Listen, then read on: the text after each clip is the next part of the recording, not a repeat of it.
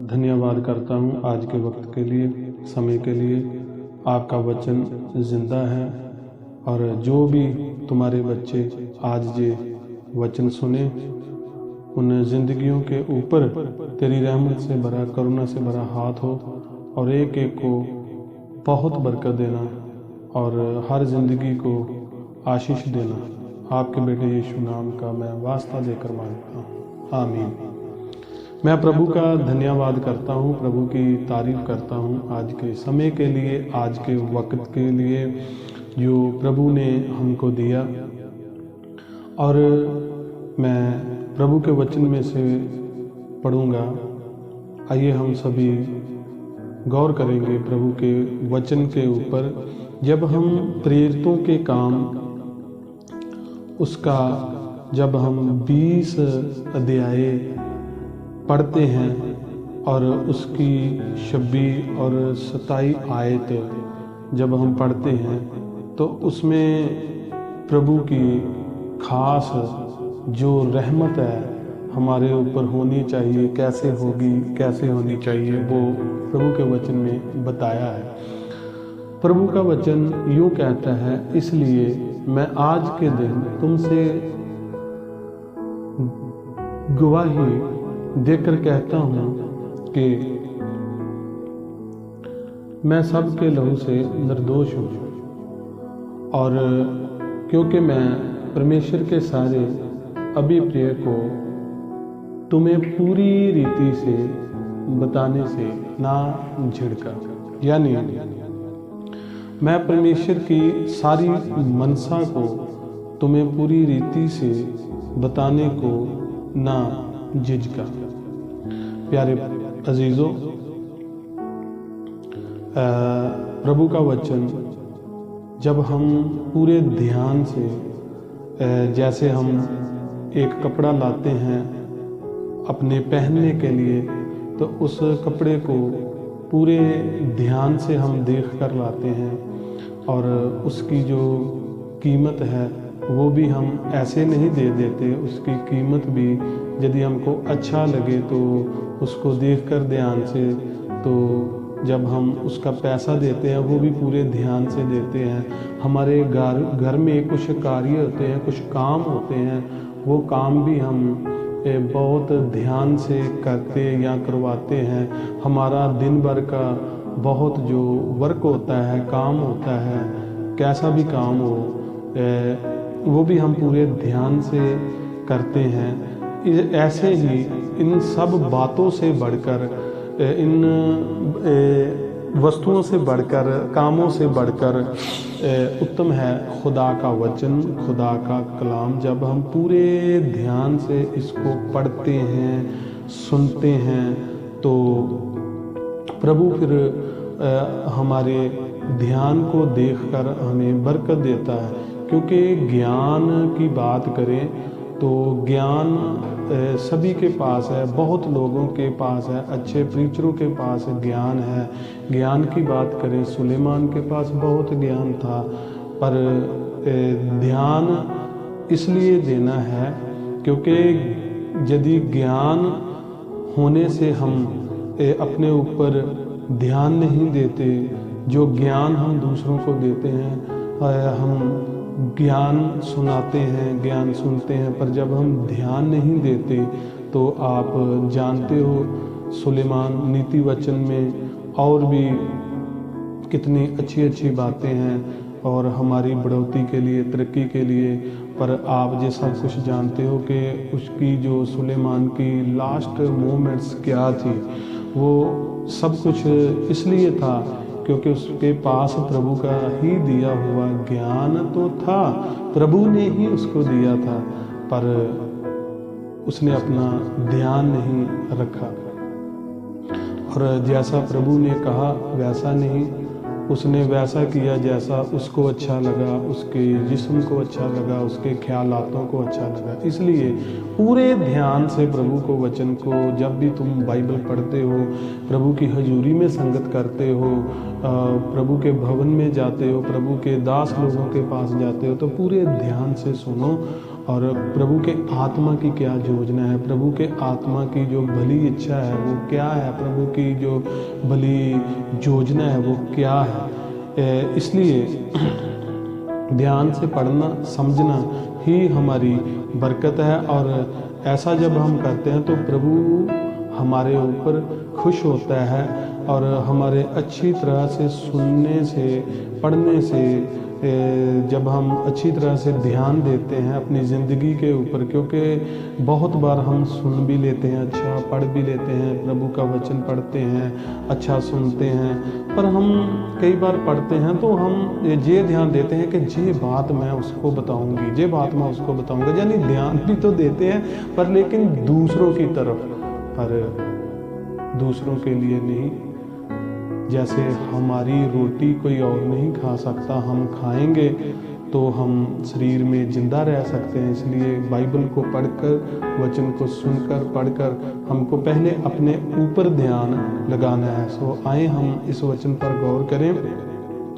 प्रभु का वचन यूँ फरमाता है कि प्रभु का दास है जो, वो कहता है कि मैं परमेश्वर की जो सारी मनसा है तुम्हें पूरी रीति से बताने से नहीं झिझका। यानी आज कुछ जो प्रचारक हैं वो परमेश्वर की पूरी योजना बताने से घबराते हैं, पूरी योजना, पूरी प्लानिंग को बताने से कभी कभी वो घबराते हैं। वो केवल इतना ही बताते हैं कि वह आपको चंगियाई देगा, वह आपको धन दौलत देगा, आपकी समस्याओं को छुटकारा देगा, परंतु उसकी हमारे परमेश्वर की एक यही जो पूरी योजना है वो यही नहीं ख़त्म हो जाती। यह उसकी पूरी योजना नहीं है। उसने मनुष्य को पवित्र बनाया, पहली बात उसने परमेश्वर को पवित्र बनाया और उसकी इच्छा थी कि पवित्र आदम और पवित्र हवा जो उसने बनाई थी उससे पवित्र संतान है जो वो पैदा हो। पर जब हम उत्पत्ति की किताब जब हम पढ़ते हैं, उसका दूसरा बाब जब हम पढ़ते हैं और उसमें कुछ जो था वो अलग हो गया, यानी लेकिन इससे पहले कि पवित्र संतान उत्पन्न करना शुरू करे, वह परमेश्वर की आज्ञा को तोड़कर आदम ने पाप कर दिया, पाप कर बैठा। और इसके बाद उसके बच्चे तो पैदा हुए,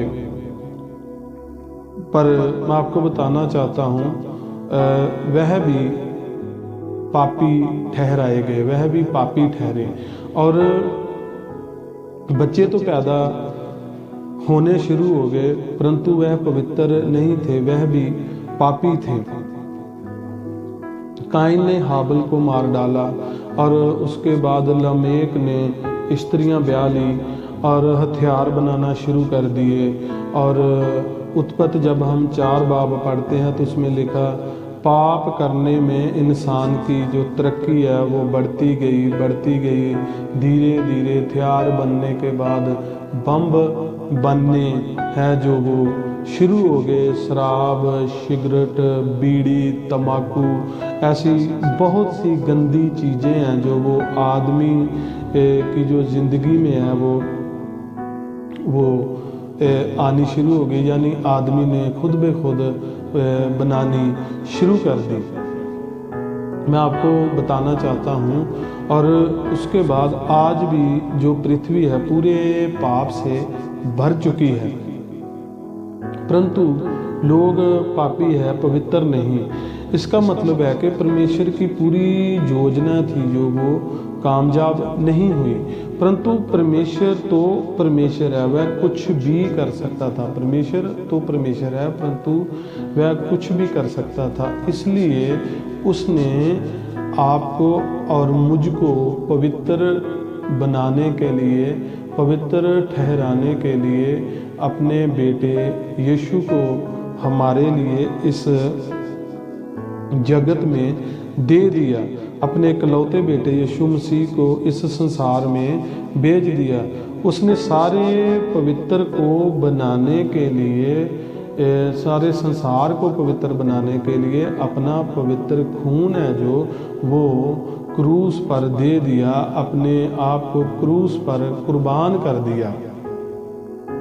और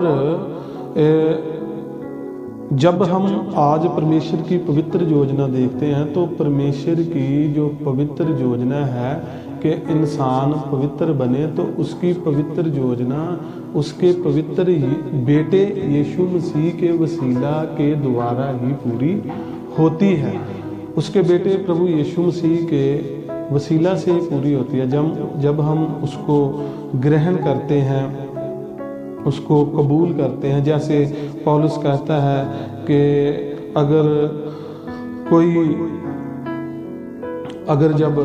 अब कोई नरक में जाए तो मैं उसके लिए कुछ नहीं कर सकता। सचमुच आज परमेश्वर हमसे क्या चाहता है, यह साफ साफ आप सबको मैं भी बता सकता हूँ, केवल पवित्रता। आदम हवा के पाप की बहुत भारी जो कीमत थी वो यीशु मसीह ने क्रूस उठाकर, कोड़े खाकर और कोड़ों की मार को खाकर बेइज्जत होकर क्रूस पर अपनी जान देकर उनके जो आदम और हवा के पाप की जो कीमत थी उसको झुका दिया। हमारा काम यह है कि हम अपने पापों को माने। हमारा काम यह है कि हम अपने पापों को माने।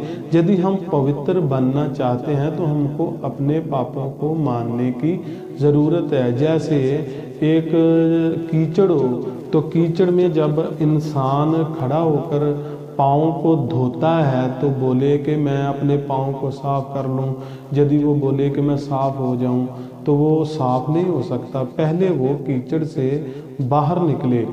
यदि उसको कीचड़ में गिरे हुए इंसान को कोई बाहर भी निकाल सकता है तो वो है खुदा का बेटा प्रभु यीशु मसीह। जब आज आप उसको पुकारते हो कि हे मेरे प्रभु यीशु मुझ पर दया कर, तो प्रभु आपको जो कीचड़ जैसी ज़िंदगी है, जो पाप से भरी कीचड़ जैसी ज़िंदगी है, उसमें से भी आपको प्रभु अपने बेटे यीशु के वसीला से बाहर निकालेगा। और प्रभु यीशु मसीह के वसीला से ही आप पवित्र बन सकते हो। और परमेश्वर कहता है कि तुम पापी हो। हम कहते हैं कि हम पापी नहीं हैं। प्रभु कहता है कि तुम पापी हो, पर हम कहते हैं कि हम पापी नहीं हैं। हमने क्या पाप किया? जब हम रोमिया की किताब पढ़ते हैं, रोमिया की पत्री पढ़ते हैं, रोमिया का खत पढ़ते हैं, उसका 3रा अध्याय है जो उसमें लिखा है कि यदि हम कहें कि हमने पाप नहीं किया तो परमेश्वर को झूठा ठहराते हैं, और पाप बोलने से, सुनने से, देखने से और सोचने से होता है। पर बाइबल में लिखा है जिसका मन शुद्ध है वह परमेश्वर को देखेगा। अपने आप को पापी मानकर उसके लहू से पवित्र बने और परमेश्वर की योजना को पूरा करें और पृथ्वी पवित्र लोगों से भर जाए। प्रभु की यही एक खास योजना है। सो आइए हम पवित्र बने।